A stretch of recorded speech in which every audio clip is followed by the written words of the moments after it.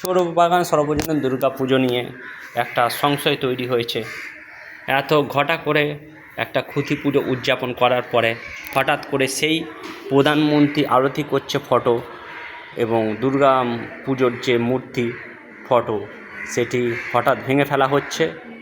Kolkata corporation থেকে সেটি ভেঙে দিচ্ছে এবং এই দুর্গা পুজো নিয়ে একটা বিশাল বড় সংশয় তৈরি হয়েছে। সূত্র মারফত খবর যে পার্কের মাঠে অবৈধভাবে একটি পারমানেন্ট স্ট্রাকচার তৈরি করা হয়েছিল, সেটাকেই ভেঙে গুঁড়িয়ে দিচ্ছে কলকাতা কর্পোরেশন। পার্কের মাঠে যেহেতু পুজো হয়, পার্ক মুক্ত করছে।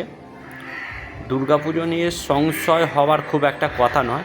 টেম্পোরারি স্ট্রাকচার নিয়ে আশা করি এই পূজাটা করতে বলা হবে, কিন্তু আপাতত এই ভিডিওটা দেখে যারা পুজোপ্রেমী আপনারা ঘাবড়ে যাবেন না।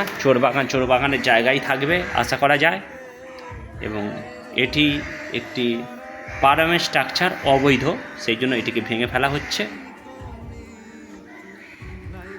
যেমন টালা প্রত্যয়ের পারমানেন্ট স্ট্রাকচার এবং প্যান্ডেল অর্ধেক ভেঙে ফেলা হলো, ঠিক সেরকমই এটা। কিন্তু টালা প্রত্যয় এখন আবার সারভাইভ করে আবার চলে এসেছে সেই সুশান্ত শিবানী পালের হাতে।